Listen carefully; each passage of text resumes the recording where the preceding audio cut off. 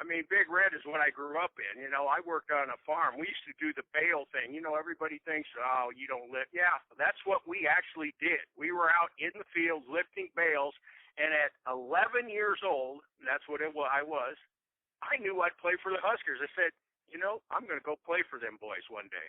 I mean, it was the pride of our state. We were out there, we were lifting bales. There was a tractor, had a radio on it, and we're all listening to the game because we couldn't go to them. Nobody could afford to go to the games. And then one day, I got to go to a game with the people that I held bales for. They took me to a game, and I was hooked. It was like, I'll be here one day. I don't know. That's part of Nebraska. We don't have a professional team here. So we lock in on our college game, and that's what happened to me.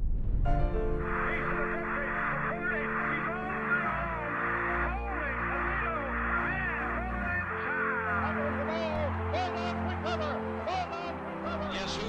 You agree, that's who. Down the field long, he is going for Williams, complete! And he gets clotheslined by Lawrence Taylor. 1, 20, 25, 20, 15, 10, 5, 20, stop! 20, stop! 20, stop!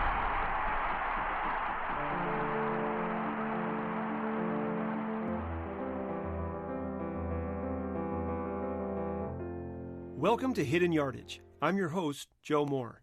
This podcast is a journey back to the 1980 college football season through the memories of those that played, coached, and covered it. New episodes, released each week, will carry listeners through that season 1 week at a time. For more information, please visit the website at www.hiddenyardagepodcast.com. If this is your first time listening, you may want to go back and start with episode 1. This is episode 4. In all kinds of weather.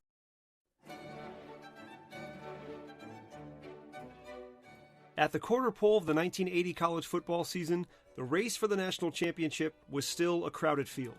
The biggest statements in September were made by Notre Dame, who opened the year with a lame duck head coach, but was 2-0 with 2 wins over teams ranked in the top 15. Alabama was cruising towards a third straight title and had needed just 1 week to take over the top spot in the polls, while Ohio State, Southern Cal, and Pittsburgh were all unbeaten despite looking vulnerable against lesser competition. From the Big 8 Conference, Nebraska had surged to number 3 on the strength of a couple of early blowouts. 2 of the Cornhuskers' future opponents, Penn State and Missouri, had climbed several spots since the preseason polls, and Georgia, who began the year ranked 16th but was now 10th, looked to be Alabama's stiffest competition for the SEC crown. With half of the Pac-10 ineligible for the conference title or the Rose Bowl, it seemed like the second or even third place team would end up representing the league in Pasadena. USC and a surprising UCLA squad appeared to be the class of West Coast football, but neither was allowed to play in a bowl game. The fourth week of games provided a dose of chaos, as a full 25% of ranked teams would become unranked, and mighty Oklahoma would fall victim to the upset bug. The Sooners lost a rain-soaked game in Norman to Stanford, who was still calling itself the Cardinals at that point, with some quarterback named John Elway. It was Oklahoma's first home loss in nearly 4 years. But to understand one of the biggest storylines in Week 4 of the 1980 season, you'd have to go back a lot further than that. In July of 1863, America was in the middle of the third and bloodiest year of the Civil War. At a small crossroads in southeastern Pennsylvania, armies clashed at what would become the war's decisive Battle of Gettysburg. Elsewhere, the Union hoped to take control of the Mississippi River with a two-pronged attack. Ulysses S. Grant would lead troops in an attempt to capture the rebel stronghold at Vicksburg, while a force of about 4,000 men participated in the longest siege in American military history at Port Hudson, just north of Baton Rouge. Among the soldiers trying to starve out the Confederates were those of the 91st New York Infantry, and a private named Madison M. Ball. In 1869, with the war behind him, Ball enrolled at Rutgers University, where he was honored with a class prize for his oratory skills. There's no evidence that he ever used those talents to give the first ever halftime speech, but we do know that Ball was among the players of the first ever college football game on November 6, 1869.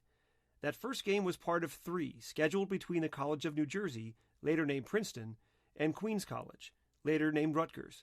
It was barely recognizable as the game we love today. There were 25 players to a side, no referees, no crossbars on the goalposts, and no throwing or running with the ball. By most accounts, it was a savage affair, and Rutgers won the first contest 6-4, before dropping the rematch a week later on Princeton's campus.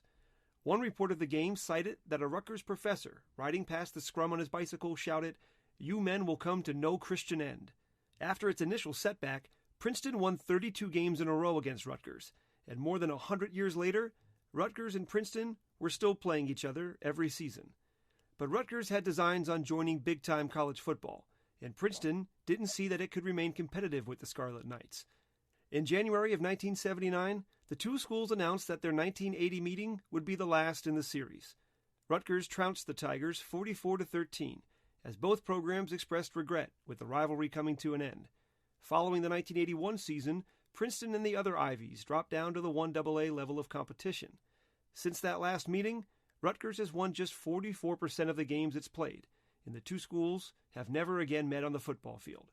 Princeton's glory days of football were well in its past, but it did make at least one contribution to the sport that is still recognized today. In the 1930s, while guiding Princeton to 2 undefeated seasons, head coach Herbert Fritz Kreisler took the team's normally plain black helmets and adorned them with triangular wings and 3 stripes. It was meant to represent the folded back ears of a tiger, and when Kreisler left Princeton to coach the University of Michigan, he brought the winged helmet design with him. The coach felt that the unique look made it easier for the quarterback to spot his receivers downfield, and in 1980, the Wolverines had a receiver that you couldn't miss. Anthony Carter was a sophomore wide receiver for Michigan that at least one teammate called God's gift to football. Undersized by today's standards at 5'11" and 165 pounds, Carter and his famous skinny legs were nonetheless electric. His very first punt return went for a touchdown, and he thrilled fans with a last-second 45-yard catch to beat Indiana as a freshman. Carter would go on to be a 3-time All-American and be inducted into the College Football Hall of Fame. He was so good that he made Bo Schembechler turn away from his typically meat-grinder offense to force passes in his direction. And it's because of Carter that the number 1 jersey at Michigan means what it does today. On this Saturday in 1980, Carter would be sharing the field with a player whose star shined even brighter than his, South Carolina running back George Rogers. Rogers was a senior and had done nothing in his first 3 games to dampen the preseason Heisman hype that surrounded his name. He had piled up over 400 yards and 5 touchdowns during his team's 2-1 start. But the Gamecocks arrived at Michigan Stadium looking to bounce back after falling to Southern Cal the week before. Michigan, too, was coming off of a loss, and dating back to the 1979 season, had won only once in its last 5 games. Maybe the desperation and pressure for a victory was behind some of the pregame tension between Jim Carlin and Bo Schembechler, but Gamecocks assistant coach Bob Brown remembers how Carlin engaged in a battle of mind games with Coach Bo. Jim had talked to some people in the Big Ten about going to play Michigan and if there were problems.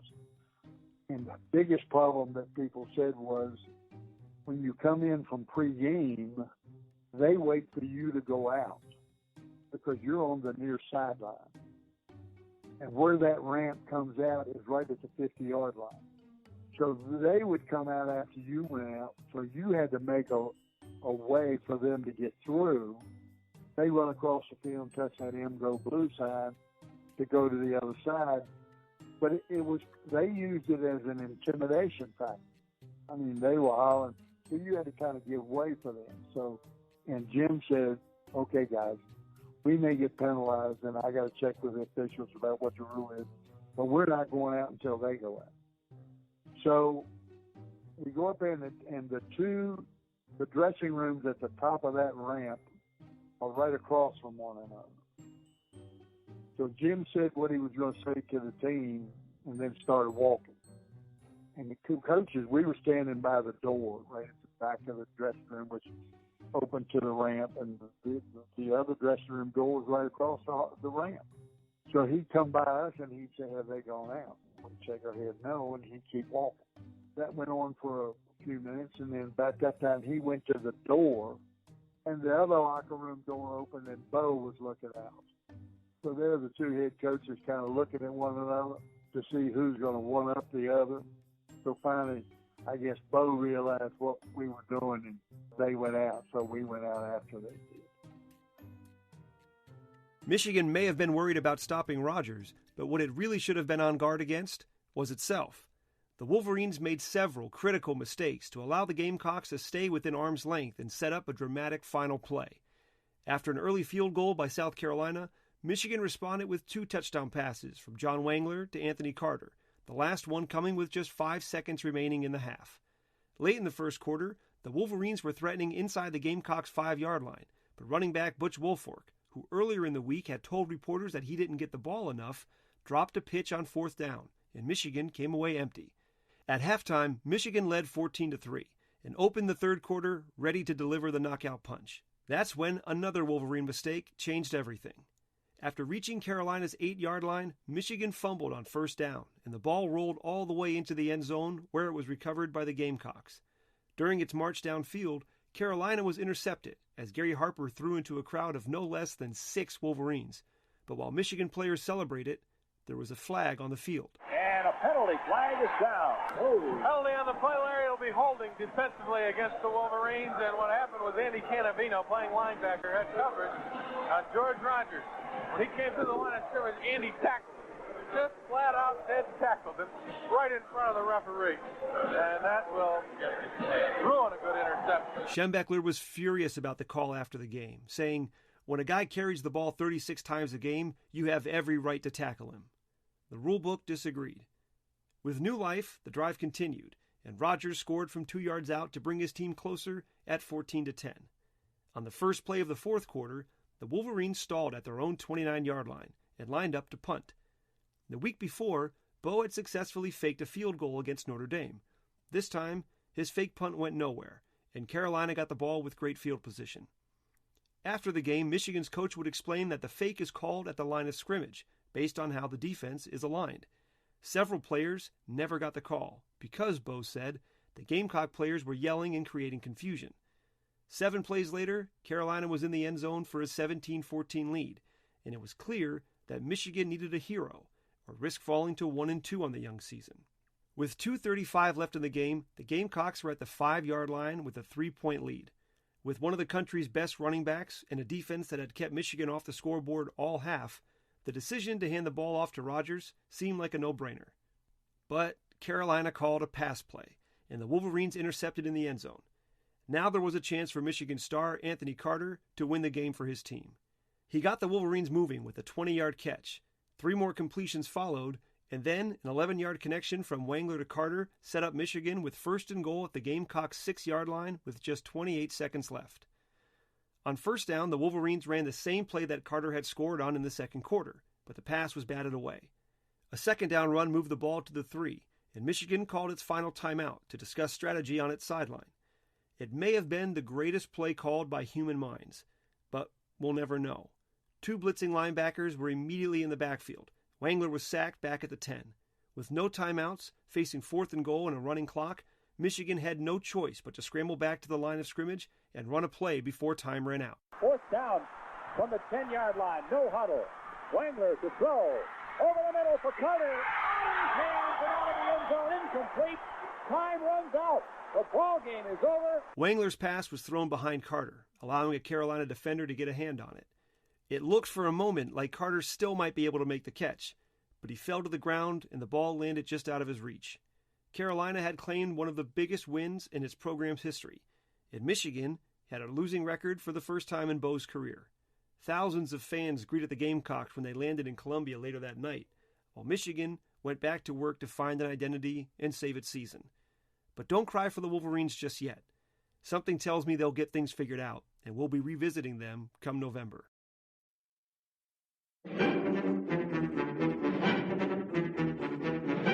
Fred Waring was born in 1900 in a small town in western Pennsylvania.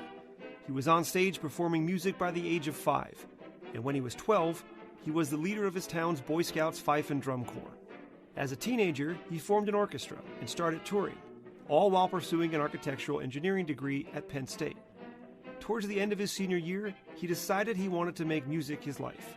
He left the university to tour nationally, and he rose to fame at the head of Waring's Pennsylvanians.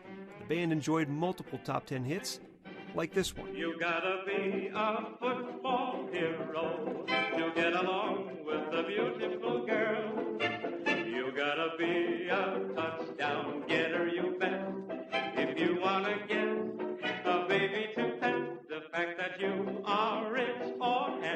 He became known as the man who taught America how to sing. He maintained a close attachment to Penn State and served his alma mater throughout his life, so much so that the university's West Hall's dormitories is connected by the Waring Commons. Waring also was an early promoter and financer of the blender. When Jonas Salk was working on a vaccine to eradicate polio, it was a special version of Waring's blender that was used to aseptically prepare culture media. That vaccine was developed at the University of Pittsburgh, which might be the only time that rivals Penn State and Pitt worked together on anything. And if you're wondering, no, there's nothing I can't connect back to college football. In 1950, Waring's weekly radio program held a contest to create a song for a college football team. The University of Nebraska won, and Waring wrote a song honoring the Cornhuskers. In 1954, he was given the state's highest honorary title when he was made an admiral in the Nebraska Navy. Now, in 1980, the Blender Man's alma mater and the Cornhuskers would mix it up in Happy Valley as a pair of top-ranked unbeatens. Penn State was experiencing the zenith of its football program under its 53-year-old iconoclastic head coach, Joe Paterno. The Ivy League-educated Paterno would read Virgil to his players in the locker room, encourage them to become socially and politically active on campus, and was constantly toting the virtues of his grand experiment. That was the ostentatious-sounding name given to his belief that college football players should be students first and athletes second. The attention earned by the grand experiment would win him no popularity contests among his peers, but that was about the only thing Paterno wasn't winning. In his 15 years at the helm of the Nittany Lions, Paterno had amassed the highest winning percentage of any active coach. He led his squad to 10 top 10 finishes, including 3 unbeaten and untied seasons, and the program's only Heisman Trophy winner. It would seem the grand experiment was working, but Paterno himself said that it would take a national title before people were finally convinced. A criticism of Paterno's Lions, who did not belong to a conference, was a perennially weak schedule. To correct for that, the school lined up several intersectional clashes with programs like Miami, Alabama, Notre Dame, and Nebraska. Scheduling this caliber of opponent would win Paterno respect.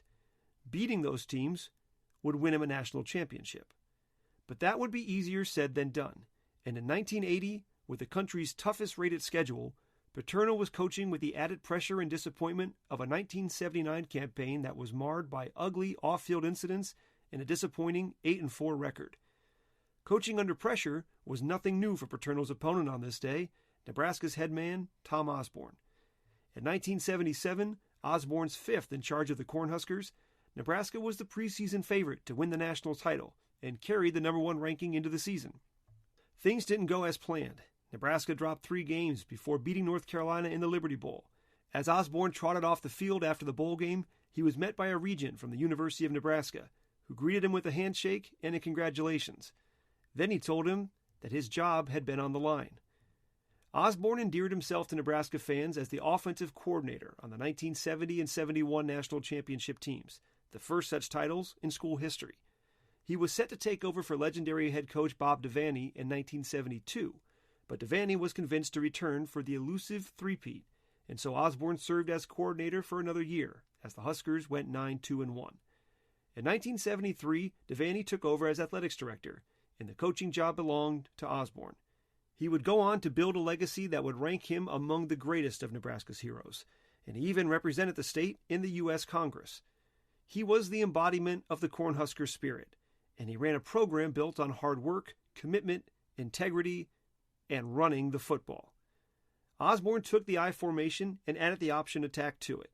He could exploit the A-gaps with helmeted landmines disguised as fullbacks, or outflank a defense with elusive I-backs that could gain the edge and take it the distance. He had a formula that consisted of players waiting their turn behind experienced teammates and going through countless practice reps so that when their number was called as juniors or seniors, their production would be automatic.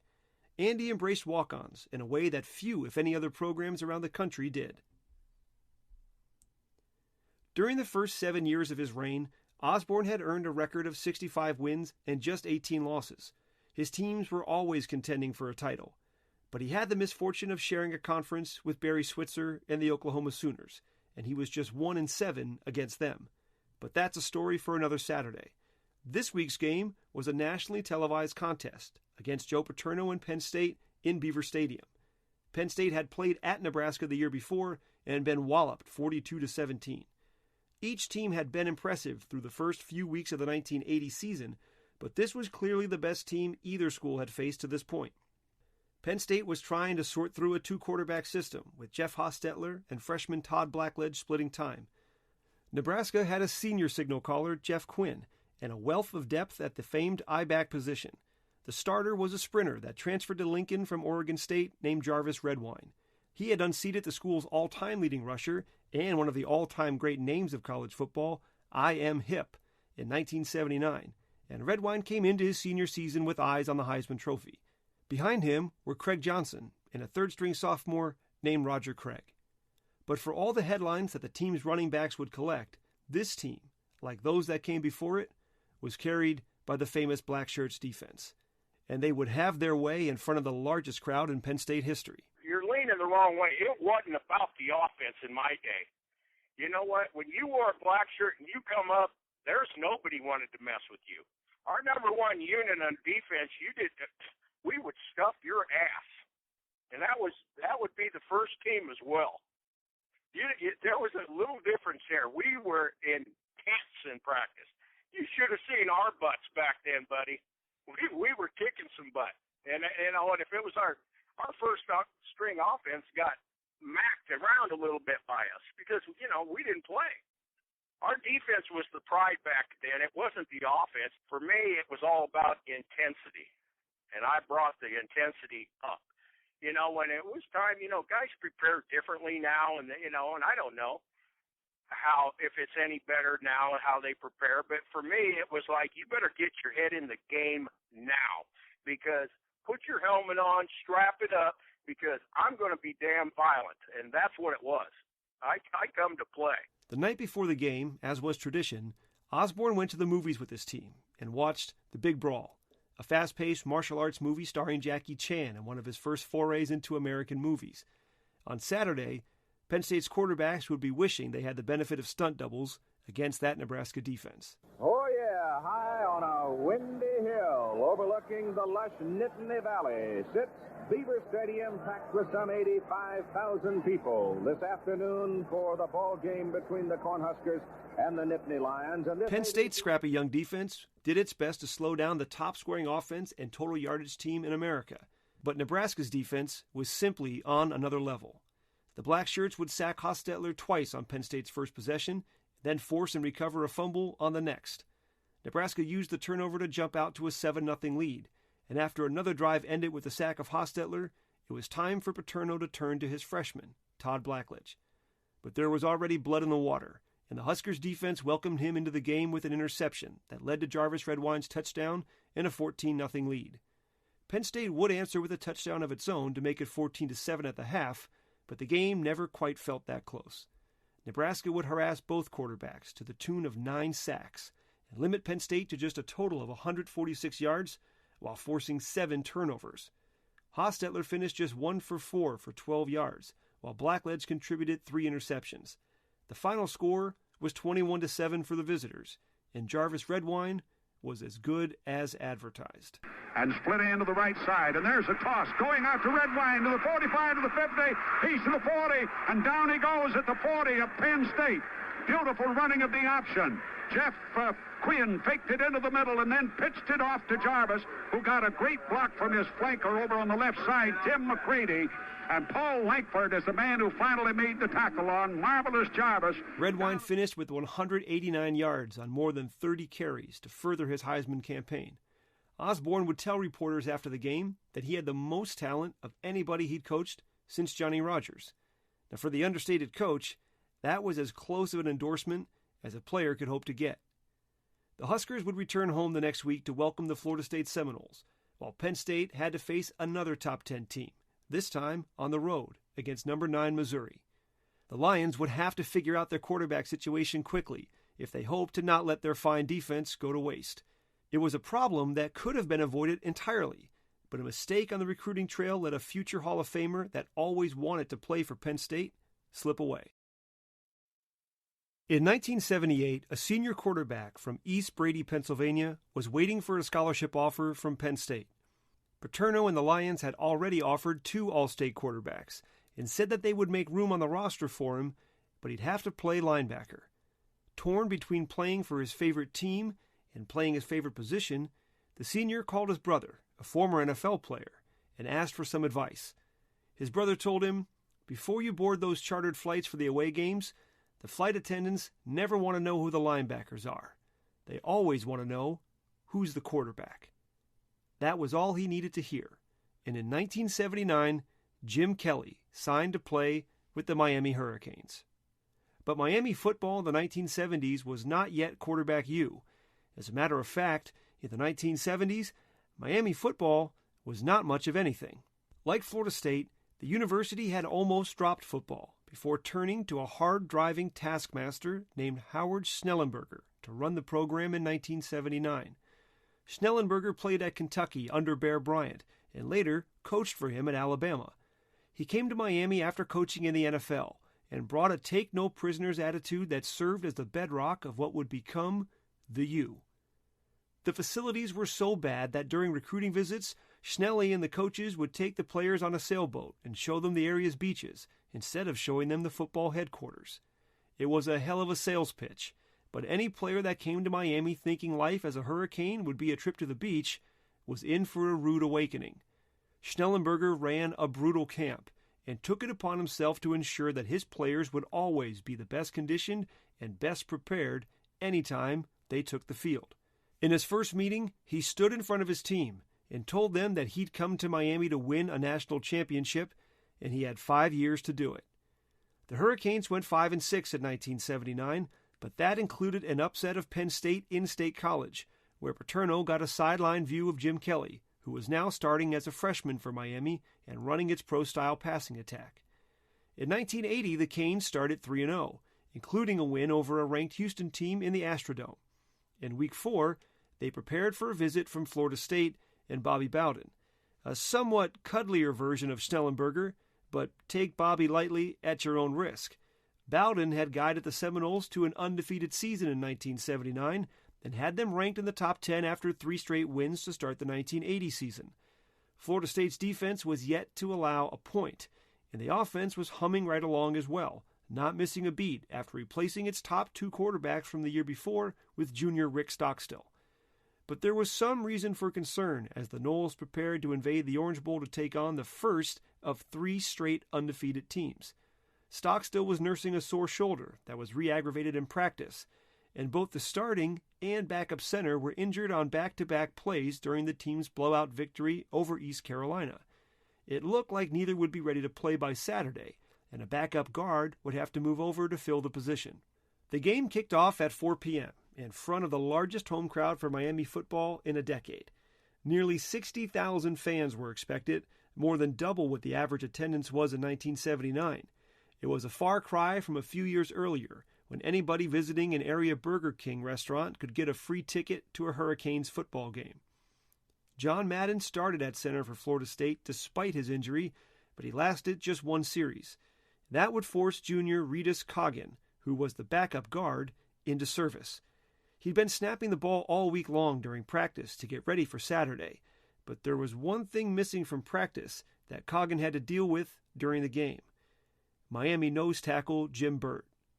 After the game, Bowden counted 10 mishandled snaps between Coggin and Stockstill.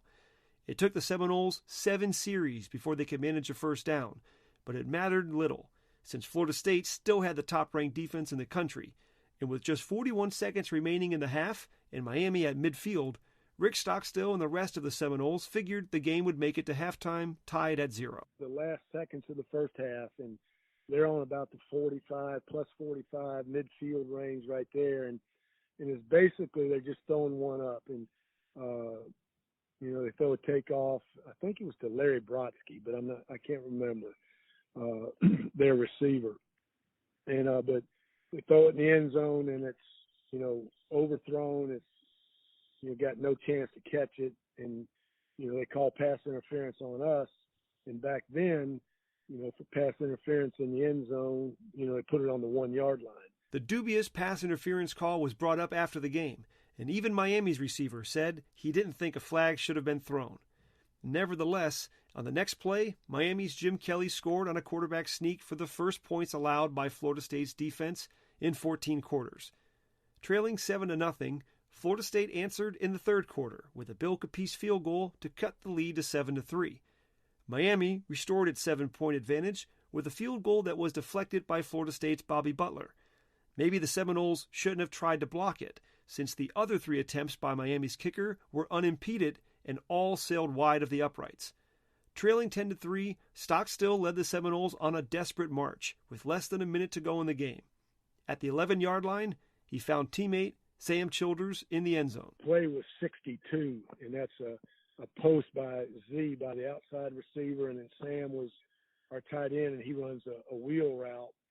And I pumped the post there, and the guy jumped it, and that left Sam, he was, pretty wide open there coming off the wheel route, hit him for a touchdown. So that put it 10-9, and really that play that we scored on is the play we had worked on, as a 2-point play, during the week. The score was now 10-9, and Florida State had a decision to make. Its next 2 games were against undefeated top 5 teams. Settling for a tie here was understandable, considering it was likely that the team would lose one or both of those games. Or it could go all in on the 1980 season and go for 2 points and the win. According to Bowden, there was no decision. Quote, "I just couldn't have lived with going for a tie," he said. "I don't think my team could have either." Florida State wideout Kurt Unglaub remembers the play. A receiver had broken open in the end zone, but Miami's nose guard Jim Burt swam right through backup center Rebus Coggins and knocked down Stockstill's pass. Well, I was in the game and I didn't come out, so I was either going to hold for a field goal for Capice or else I was going to stay in the game with wide receiver. So I was just kind of waiting to see what they were going to do. All of a sudden I see Stockstill coming back out, and I'm going, okay, I guess we're going for 2. And, I know the play that we ran, it was some kind of a crossing route to our inside receiver. I was on the left side waiting to split out left, so I was basically trying to run my guy off. And then we're trying to run a crossing route underneath the, kind of behind the linebacker type stuff. So the play was there, but our execution was poor. I guess our offensive lineman just didn't get Burt knocked down well enough. But at the end of the day, that was an emotional loss. Emotional loss by everybody. It was just a drain. A big drain. Here's your first game you lose, and that plane ride home was a long plane ride home. I tell you, it was a long plane ride home. Schnellenberger called it one of the top 3 wins of his career, and the Hurricanes rose to number 13 before losing back-to-back-to-back games against Notre Dame, Mississippi State, and Penn State. Miami would finish 9-3, the most wins for the program in 30 years. It was only year 2 of Schnellenberger's 5-year plan, but something big was brewing in South Beach. Florida State's players were dejected.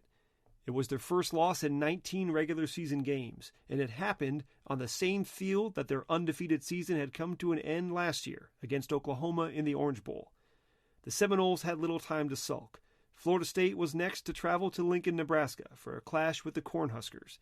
When asked after the game if his players were depressed, Bowden said, "Well, once they see the films of Nebraska's game against Penn State, depression will turn into shock." In the days following the game, in a barbershop in Tallahassee, a customer was ranting about how the Florida State players shouldn't be blamed for losing to Miami. He turned to the gentleman in the chair next to him and said that it was all the coach's fault. "You're right. They ought to fire every doggone one of them," the second man said to a chorus of laughter from the barbers. The man speaking was Bob Harbison, Florida State's defensive line coach that had been on staff for all but 2 years of the program's history. Next week on Hidden Yardage, the story of the 1980 college football season. The title picture starts to take shape as 2 top 10 teams go down at home. Alabama gets an unexpected test in the Big Apple, and Florida State's season is on the ropes in Lincoln against Nebraska and Big Red. Penn State tries to save its season with a visit to unbeaten Missouri, and undefeated UCLA looks to settle a grudge against second-ranked Ohio State. The Hidden Yardage podcast is researched, written, narrated, and produced by me, Joe Moore. If you enjoyed the episode, please rate and review wherever you listen to podcasts. For a list of everybody that appeared in this episode and special acknowledgments, visit the website at www.hiddenyardagepodcast.com. There you'll find a full transcript of every show, as well as schedules, stats, and standings from the 1980 season. Please email your questions and comments to me at joe@hiddenyardagepodcast.com. This podcast is made possible through Moonlight Magic Productions. Thank you for listening.